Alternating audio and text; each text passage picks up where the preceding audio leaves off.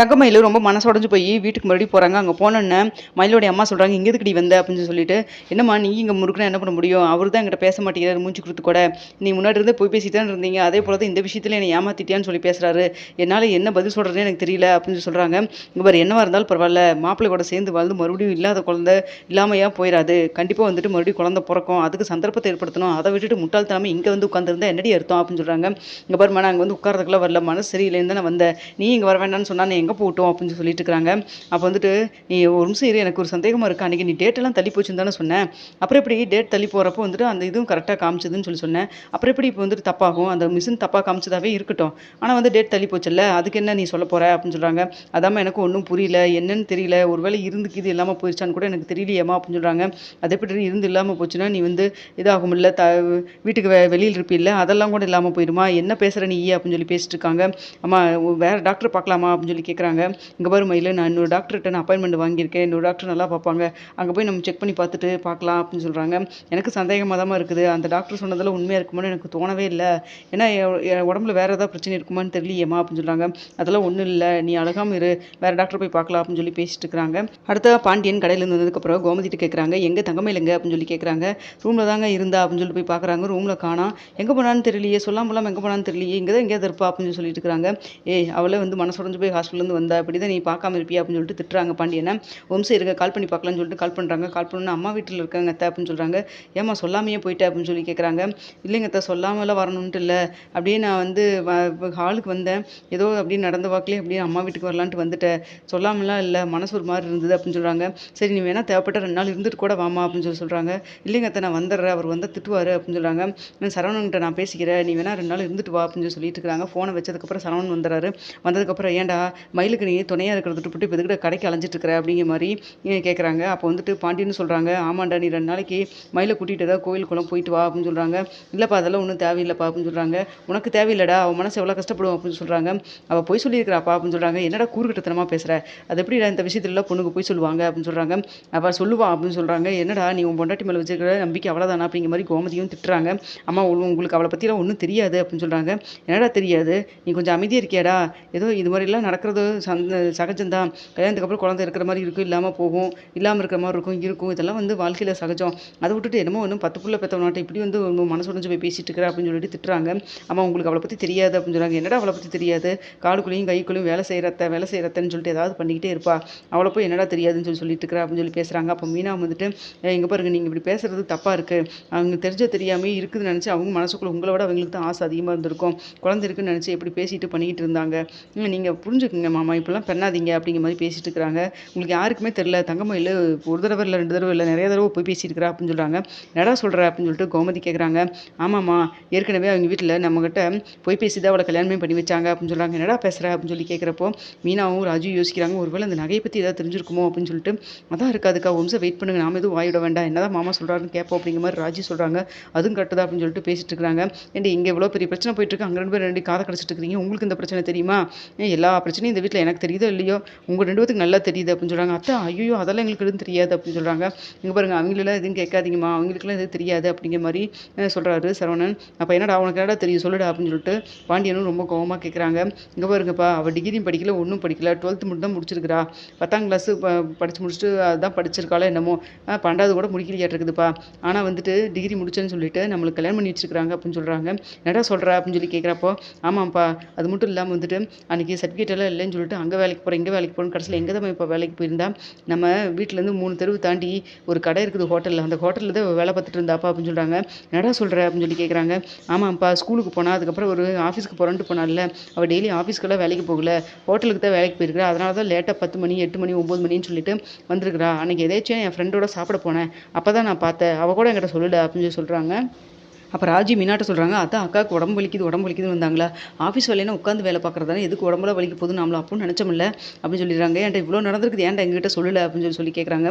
அப்போ தான் அரசியோட கல்யாண பிரச்சனை போயிட்டு இருந்தது, அந்த பிரச்சனையோட சேர்த்து இதையும் நம்ம வந்து சொல்ல வேண்டாம் அப்படிங்கிறக்காக தான் சொல்லலை அப்படின்னு சொல்கிறாங்க.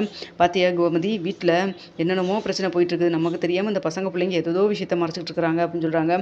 அதான் சரி ஓகேன்னு சொல்லிட்டு நான் கொண்டு போய் வீட்டில் விட்டுருந்தேன், அங்கே 2 3 நாள் இருந்தா என்னை கூப்பிட்டு வச்சு அவங்களும் வீட்டில் எல்லாரும் பேசினாங்க, எனக்கு சமாதானமே ஆகலை, அதுக்கப்புறம் அதுக்கப்புறம் தான் இந்த குழந்தை இருக்குன்னு சொல்லி ட்ராமா பண்ணி இங்கே வந்தா. இப்போ கடைசியில் அது நான் அப்பவும் கேட்டேன். எனக்கு இது மேலே சந்தேகமாக தான் இருந்தது. ஆனால் இது உண்மைதான்னு சொல்லிட்டு அவ்வளோ தூரம் சொன்னா. நான் நம்பிட்டேன். கடைசியில் பார்த்தா இதுவும் பொய்யா போச்சு. நமக்கு நீங்க வீட்டுக்கு வந்து வாழணும் அப்படிங்கிறதுக்காக என்னென்ன பொய் பேசுறாங்க பாருங்க. குடும்பமே சேர்த்து பொய் பேசிட்டு இருக்கிறாங்க அப்படின்னு சொல்லிட்டு இருக்கிறாங்க. டேய் அந்த விஷயமெல்லாம் வேற பொய் சொல்லியிருந்திருக்கலாம். ஆனால் இது பொய் சொல்றதுக்கு வாய்ப்பே இல்லையேடா. அவ அந்த கிட்டு கூட கொண்டு வந்து காமிச்சாளே அப்படின்னு சொல்லிட்டு இருக்கிறாங்க. அம்மா அதெல்லாம் நம்புறதுக்கு ஏதோ ஒண்ணு பண்ணியிருப்பாங்கம்மா. குடும்பமே வந்து சேர்ந்து ஏதாவது குளறுபடி பண்ணியிருப்பாங்க. இதெல்லாம் நீங்க நம்பாதீங்க. இது எனக்கு நேத்து முந்தா நேத்து இல்ல. முன்னாடி இருந்தே எனக்கு தெரியும். இது மாதிரி தான் ஏதோ பொய்ன்னு பேசுவாங்க, பண்ணுவாங்கன்னு சொல்லிட்டு அப்படின்னு சொல்லிட்டு இருக்கிறாங்க. இதெல்லாம் பார்த்துட்டு பாண்டியன், டேய் அவங்க அம்மா அப்படி நான் பேசுறேன்டா அப்படின்னு சொல்றாங்க. விடுங்கப்பா எனக்கு முடிஞ்சா நீங்க அவகிட்ட இருந்து எனக்கு டைவர்ஸ் வாங்கி கொடுத்துருங்க அப்படின்னு சொல்றாங்க. என்னடா பேசுற நீ? இப்போ வந்து டிகிரி வச்சு அவ என்ன வேலைக்கே போகணும், நம்ம என்ன டிகிரி இருந்தால் மட்டும்தான் கல்யாணம் பண்ணணும்னு ஏதாவது தலையெழுத்து இருக்குதா என்ன?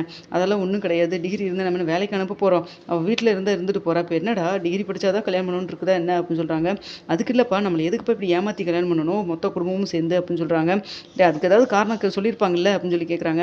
அதான்ப்பா முன்னாடியெல்லாம் வந்த வரன் வந்து படிக்கலைன்னு சொல்லிட்டு பொண்ணு வேண்டாம்னு சொல்லிட்டாங்களாமா மாப்பிள்ளை. அதனால் வந்துட்டு இப்போ நம்ம டிகிரி இருக்குன்னு சொல்லி சொன்னால் தான் வந்து யாராவது கல்யாணம் பண்ணுவாங்க அப்படிங்கிறதுக்காக வந்துட்டு சொல்லி கல்யாணம் பண்ணோம் அப்படின்னு சொல்கிறாங்க. ஆனால் இதெல்லாம் நம்புற மாதிரியாப்பா இருக்குது அப்படின்னு சொல்லிட்டு இருக்கிறாங்க. இங்கே பாரு தப்பு தான், போய் சொன்னது தப்பு தான், இல்லைனாலாம் சொல்லலை. ஆனால் அதுக்காக வந்துட்டு அவங்க தங்கமயிலோட அம்மாவும் அப்பாவும் பண்ண தப்புக்கு மயில் எதுக்குடா நீ தண்டிக்கிற அப்படின்னு சொல்கிறாங்க. இல்லை இவ வந்து கல்யாணத்துக்கு அப்புறமா தான் எங்கிட்ட வந்து சொல்லியிருந்துருக்கணும்லப்பா. வாய்க்கிலேயே அது இது எல்லாத்தையும் பேசுகிறாள்ல, இப்போ எங்கிட்ட சொல்லியிருந்துருக்கணும்ல அப்படின்னு சொல்கிறாங்க. கரெக்டு தான், அவங்ககிட்ட எதுவும் மறைச்சிருக்க கூடாது தான். கட்டின பொண்டாட்டி புருஷன்கிட்ட எதுவும் மறக்கூடாது, புருஷனும் பொண்டாட்டிக்கிட்ட எதுவும் மறைக்கக்கூடாது தான். கரெக்டு தான் அப்படின்னு சொல்லி பேசுகிறாங்க. அப்போ கோமதி யோசிக்கிறாங்க, நான் நிறையா விஷயத்தில் உங்கள்கிட்ட வந்து மறைச்சிக்கிட்டேனேங்க. ராஜி கதிரோடைய கல்யாணத்து விஷயத்தையும் நான் மறைச்சிட்டேன் அப்படிங்கிற மாதிரி யோசிக்கிறாங்க. என்ன கோமதி நான் சொல்கிறது கரெக்டு தானே அப்படின்னு சொல்லி பேசுகிறப்போ ஆமாம் அப்படின்னு சொல்லி சொல்கிறாங்க. அப்போ மீனாவும் ராஜியும் ஒருத்தர் பார்த்துட்டு இருக்கிறாங்க. அப்போ அத்தை நீங்கள் சொல்லுங்கள் அத்தை, கரெக்டு தானேங்க அத்தை, ஆட்டி எதுவும் மறைக்கக்கூடாதுல்ல அப்படின்னு சொல்கிறாங்க. ஆமாம் மறைக்கக்கூடாது அப்படின்னு சொல்லி இவங்களோட இது தனியாக போயிட்டுருக்குது. அப்போ வந்துட்டு சரவணன் சொல்கிறாங்க, அதனால் வந்துப்பா அவள் என்ன பண்ணுறாளோ பண்ணிட்டு போகிறா, விட்டுருங்க அவள் போக்கிலே, முடிஞ்சால் நான் சொன்ன மாதிரி எனக்கு அவளுக்கு டைவர்ஸ் வாங்கி கொடுத்துருங்கப்பா அப்படின்னு சொல்லிட்டு இருக்கிறாங்க. நீ சொன்னேன்னு எடுத்தும் கவுத்தனெலாம் பண்ண முடியாதுடா. அவங்க அப்பா அம்மா பண்ண தப்புக்கு மயிலெல்லாம் வந்து தண்டிக்க முடியாது. இருந்தாலும் நீ சொல்கிறதும் கரெக்டு தான், உங்கள்கிட்ட சொல்லியிருந்துருக்கணும், சொல்லாமட்டதும் தப்பு தான். அது என்ன ஏதுன்னு நான் வேணால் விசாரிக்கிறேன் அப்படின்னு சொல்கிறாங்க. எதுவும் விசாரிக்க வேண்டாம், அவன் முகத்தில் நான் முழிக்கவும் மாட்டேன்ப்பா. இவ்வளோ பிரச்சனை ஆகாமல் இருந்தால் கண்டிப்பாக குழந்தைலாம் பிறந்து இந்த விஷயத்தை நான் உங்கள்கிட்ட சொல்லியிருக்க மாட்டேன். அவளுக்கு எப்படியாவது கரஸ்லையாவது படிக்க வச்சிடலாம் தான் நான் நினச்சிட்டு இருந்தேன். ஆனால் வந்துட்டு இப்போ இந்த விஷயத்துலேயே போய் சொன்னாங்கிறப்ப எனக்கு அவன் மேலே ஒரு பிடிப்பே வராமல் போயிடுச்சு. எப்படி அவளோட நான் சேர்ந்து வாழ முடியும் நீங்களும் நினச்சி பாருங்கள், என் இடத்துல இருந்து யோசிச்சு பாருங்கப்பா அப்படின்னு சொல்லிட்டு இருக்கிறாங்க. இதை பார்த்துட்டு சரி இது கவலைப்படாதடா, நாளடைவில் சரியாக போயிடும், அமைதியாக இருடா அப்படின்னு சொல்லி அமுச்சு விட்றாங்க. போனதுக்கப்புறம் கோமதி கிட்ட பாண்டியன் சொல்கிறாங்க, என்ன இப்படிலாம் நடந்திருக்காங்க, நம்ம அவங்க வீட்டில் போய் ஒரு எட்டு என்ன ஏதுன்னு பார்த்துட்டு வந்துடலாம் வா அப்படின்னு சொல்லிட்டு கூப்பிட்டு போகிறாங்க. கோமதியும் கிளம்பி அங்கே போகிறாங்க. அங்கே போனதுக்கப்புறம் கோமதியையும் பாண்டியனையும் பார்த்தோன்னா வாங்க அப்படின்னு சொல்லிட்டு கூப்பிட்டு உட்கார வைக்கிறாங்க. இப்போ தான் சரவணன் எல்லா விஷயத்தையும் சொன்னான் அப்படின்னு சொல்கிறாங்க. மாப்பிள்ளை என்ன சொன்னார் அப்படிங்கிற மாதிரி தயங்கி கேட்குறாங்க. அதாங்க எல்லா விஷயம் சொன்னாங்க, கல்யாணத்தப்போ நீங்கள் எப்படி கல்யாணம் பண்ணீங்க, என்னென்ன விஷயத்த பண்ணீங்கன்னு சொல்லி சொன்னாங்க அப்படின்னு சொல்கிறாங்க. அப்போ யோசிக்கிறாங்க, மீனா ராஜிக்கு இது இந்த நகை விஷயத்த சொல்லிட்டாலும் என்னமோ தெரியல, சரி நாமளே எதுவும் உளர வேண்டாம் அப்படின்னு சொல்லிட்டு அத்தை மாமா என்னை மன்னிச்சிருங்க அப்படின்னு சொல்லிட்டு அப்போ வந்துட்டு மயில் கேட்குறாங்க, ஏம்மா அப்பாவும் அம்மாவும் வந்து போய் சொல்லிட்டாங்க, நீயாவது எடுத்து சொல்லியிருக்கணும்லம்மா. இல்லையா கல்யாணத்துக்கு அப்புறமாவது நீ வந்து சரவணன்ட்ட சொல்லியிருந்துருக்கணும், அதை விட்டுட்டு நீ இப்படி பண்ணியிருக்கலாமா அப்படின்னு சொல்கிறாங்க.